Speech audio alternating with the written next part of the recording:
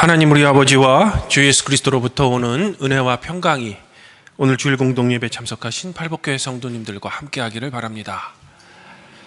성도 여러분, 예수님께서는 지난주 말씀을 통해 우리들에게 재물, 즉 돈의 올바른 사용 방법에 대해 가르쳐 주셨습니다. 오늘 말씀에서는 이 재물에 대한 우리의 염려에 대해 말씀해 주십니다. 그런데 솔직히 저는 예수님의 다음과 같은 말씀을 좀 이해하기 어렵습니다.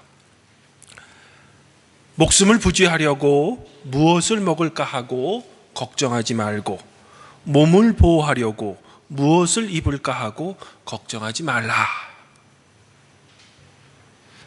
물론 어떤 성도님들은 우리 인간의 삶에서 중요한 것은 이런 원초적인 의식주보다는 삶을 살아가는 그 의미가 더 소중하다고 생각하시는 분들이 계실 겁니다. 하지만 제 생각에는 의미 있는 삶을 살아가기 위해서는 일단 먹어야 됩니다. 옷가지는 양보한다 하더라도 음식은 우리 인간이 삶을 살아가는데 꼭 필요한 요소이기 때문입니다. 어쩌면 우리가 직업을 가지고 이 세상을 살아가는 가장 근본적인 이유는 음식을 구해서 먹기 위함입니다. 그래야 우리들은 살 수 있기 때문입니다. 사실 예수님께서도 이 땅의 삶을 살아가실 때 음식을 매우 소중하게 생각하셨습니다. 그래서 죄인들과 어울리실 때면 항상 함께 식사하셨습니다. 이런 이유로 바리새인들은 예수님을 향해 음식과 포도주를 탐하는 자라고까지 예수님을 비난했던 겁니다. 그런데 이런 예수님께서 왜 오늘 이런 말씀을 하시는 걸까? 한 번도 아니고 29절에서 이렇게 다시 한번 말씀하십니다. 너희는 무엇을 먹을까? 무엇을 마실까 하고 찾지 말고 염려하지 말라. 그러면서 예수님께서는 당신이 이와 같이 말씀하시는 이유를 무엇을 먹을까? 무엇을 마실까 걱정하는 것은 세상 백성들이 구하는 것이기 때문이라고 말씀하십니다. 지난주 사도 서간문인 골로새서에서도 사도 바울은 이제 그리스도인이 되었다면 땅의 것을 생각하지 말고 위의 것을 추구하라고 우리들에게 권면하는데, 그러면 예수님의 권면처럼 또한 사도 바울의 권면처럼 우리가 의식주를 걱정하는 것은 땅의 것을 생각하는 것이므로 우리 그리스도인들은 이런 걱정을 정말로 하지 말아야 하는 걸까? 솔직히 저도 이런 걱정을 제발 안 했으면 좋겠습니다. 그러면 힘든 직장도 안 다니고 주부들은 오늘 저녁에 어떤 음식을 먹을까 고민하면서 마트에 가지 않아도 되기 때문입니다.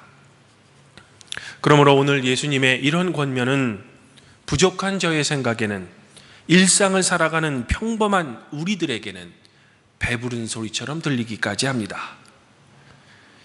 왜냐하면 돈이 많아 부유한 사람들이야 정말로 오늘 무엇을 먹을까, 무엇을 입을까 걱정하지 않아도 되지만 우리같이 평범한 사람들은 늘 이 문제 때문에 골치가 아프기 때문입니다. 정말로 우리도 우리의 삶에 이런 걱정보다는 보다 고차원적으로 어떻게 하면 우리의 삶의 질을 높일까, 또한 우리의 삶의 의미를 어디에서 찾을까 등을 논하면서 고상하게 살고 싶습니다. 하지만 우리는 이런 삶의 여유를 부리기에는 너무나도 치열하고 바쁜 삶을 살고 있습니다. 우리가 음식을 구하기 위해 노동하는 것은 당연한 이치입니다. 마치 의식주를 위해 직업을 갖는 것은 그 가치가 낮은 것이며 삶의 의미와 그 가치를 얻기 위해 직업을 갖는 것이야말로 어떤 수준이 높아 보이는 것처럼 생각하는데, 이런 생각은 제가 보기에는 말장난입니다. 우리 모두는 먹고 살기 위해 일합니다. 다른 말로 하면 먹고 살기 위해 노동하는 겁니다. 우리 사회는 사실 노동이라는 단어에 대해 좋지 않은 감정이 있습니다. 하지만 노동은 분명 하나님께서 우리 인간들에게 부여하신 신성한 삶입니다. 그러므로 오늘 예수님의 말씀은 우리가 우리 삶을 살아가는 데 필요한 것을 위해 일하지 말라거나 또는 의식주의 중요성을 부정하는 권면이 결코 아닌 것 같습니다. 사도 바울 또한 재림에 대한 잘못된 생각으로 일을 하지 않았던 데살로니가 교인들 향해 일하지 않으면 먹지도 말라라는 강한 경고를 했었습니다. 그러면 예수님의 오늘 이 권면은 말씀 그대로의 의미가 아닌 어떤 내면적인 의미를 내포하고 있는 걸까? 또한 우리가 목숨을 부지하기 위해 무엇을 먹을지 걱정하지 않는 것이 정말로 현실적으로 가능하기는 하는 걸까? 성도 여러분, 하나님의 말씀인 성경은 오늘 예수님의 말씀처럼 우리가 먹고 마시는 일을 걱정하지 않아도 되었던 초대교회의 한 일을 우리에게 이렇게 들려줍니다. 그들은 사도의 가르침에 몰두하며 서로 사귀는 일과 빵을 떼는 일과 기도에 힘썼습니다.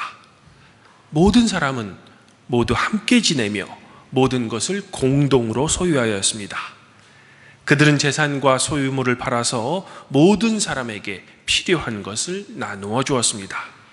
그리고 날마다 한 마음으로 성전에 열심히 모여서 집집이 돌아가면서 빵을 떼며 순전한 마음으로 기쁘게 음식을 먹고 하나님을 찬양하였습니다. 사도행전이 들려주는 이 초대교회의 모습에서 우리는 예수님께서 우리에게 먹고 마시는 것을 걱정하지 말고 하나님의 의를 구하라는 구체적이고 실천적인 모습을 찾아볼 수 있습니다. 세상 사람들은 입을 것과 먹을 것을 걱정합니다. 그래서 서로 무한 경쟁을 할 수밖에 없습니다. 하지만 하나님 나라는 하나님의 공의와 사랑 위에 세워지는 나라이므로 입을 것과 먹을 것이 공평하게 분배되는 겁니다. 그러므로 우리가 염려하지 않아도 되는 겁니다. 이처럼 우리가 공동체적으로 내가 가진 것을 자발적으로 나눌 수만 있다면 실제적으로 우리의 삶에서 우리는 더 이상 먹고 마시는 문제를 염려하지 않을 수 있게 되는 겁니다. 개인이 아닌 공동체적으로 해결하기 때문입니다. 이런 이유로 예수님께서는 너희 소유를 팔아 구제하라. 너희 자신을 위하여 낡아지지 않는 배낭을 만들고 하늘에다가 없어지지 않는 재물을 쌓아두라고 우리에게 권면해 주신 겁니다. 하지만 성경은 이 놀라운 일도 곧 통제할 수 없는 우리 인간들의 욕심으로 인해 오래가지 못했음을 우리에게 들려줍니다. 교회 내에 유대인 그리스도인들과 헬라파 그리스도인들 사이에 차별이 교회에 발생한 겁니다. 그래서 이런 이상적인 공동체는 오래가지 못하고 곧 흩어지게 되는 겁니다. 그러면 이렇듯 욕심 많은 우리들의 인간 사회에서 예수님의 오늘 권면은 일시적으로 가능한지는 몰라도 오래 지속될 수 없는 일인 것만 같습니다. 그러면 우리는 오늘 예수님의 권면을 그저 유토피아와 같은 이상적인 소망으로 그저 생각할 수밖에 없는 걸까? 이 때문인지 예수님께서는 우리들이 사도행전에 나오는 하나님의 의를 구함으로 의식주를 염려하지 않는 방법 외에도 하나님 편의 이야기를 우리에게 이렇게 들려줍니다. 성도 여러분, 요즘에 날씨가 매우 덥습니다. 특별히 오늘은 24절기 중에 말복입니다. 그러나 며칠 후가 되면 처서가 됩니다. 그러면 신기하게도 선선한 바람이 우리에게 불어집니다. 참으로 이런 절기를 만든 우리 조상들의 지혜가 저는 신기할 따름입니다. 그러나 우리에게 더욱더 신기한 것은 이런 계절을 누가 만드셨는가입니다.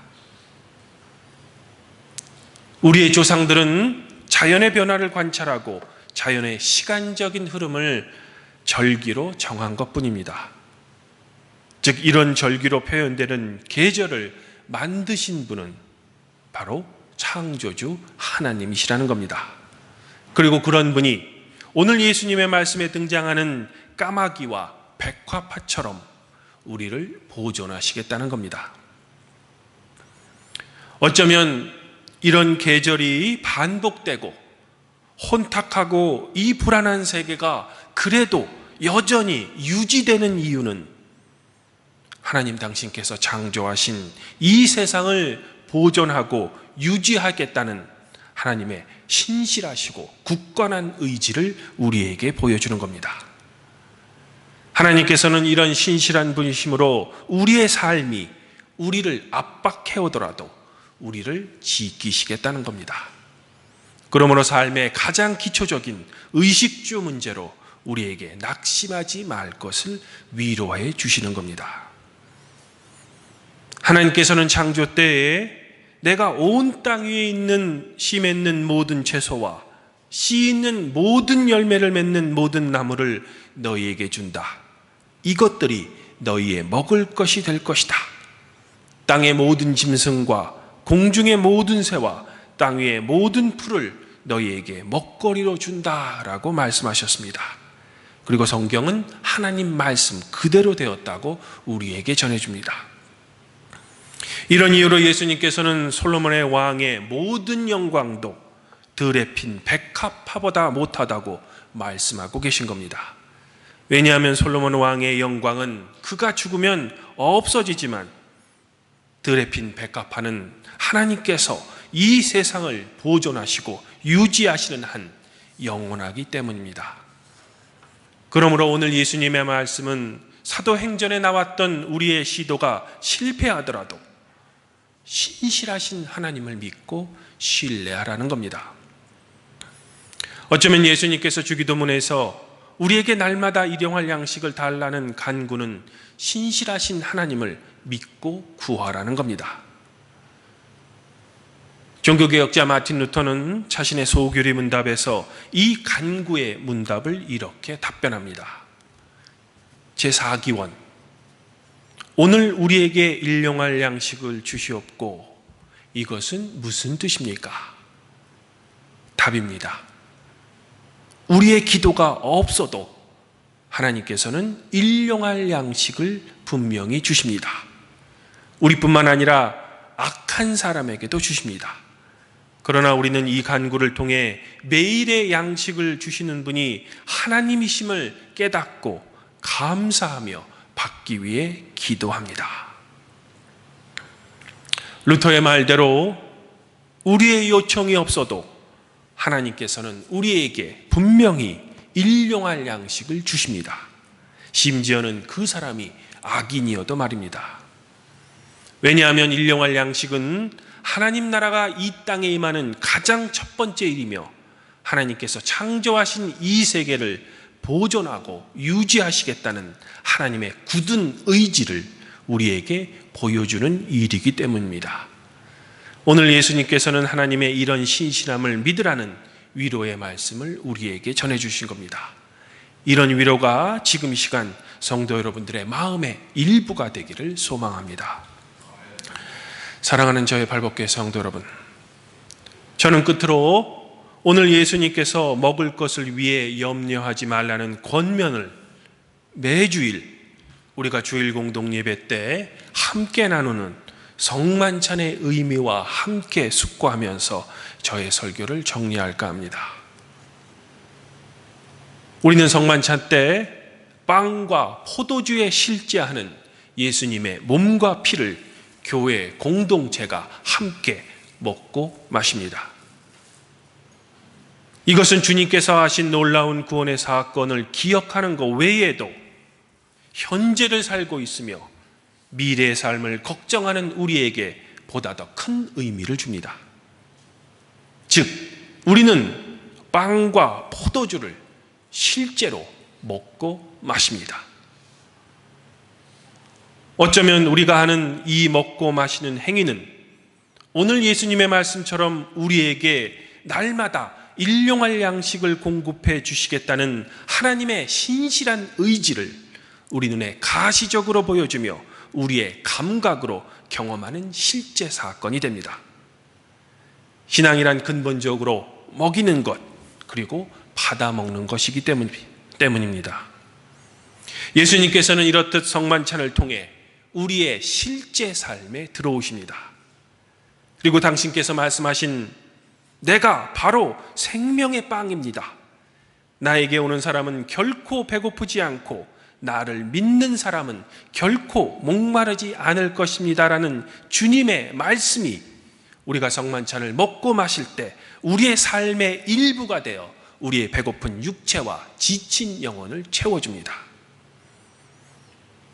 교회 공동체는 이런 성만찬을 통해 주님의 몸인 빵과 주님의 피인 포도주를 함께 나눌 때 몸의 굶주림뿐만 아니라 영의 굶주림 또한 채워진다는 믿음이 우리에게 있습니다. 이 믿음이 우리 발복교회와 성도 여러분들에게 있는 한 목숨을 부지하려고 무엇을 먹을까 하고 걱정하지 말고 몸을 보호할까 무엇을 입을까 하고 걱정하지 말라는 이 주님의 위로는 그저 공허한 말씀이 아니라 여러분들의 삶의 실제가 되는 겁니다.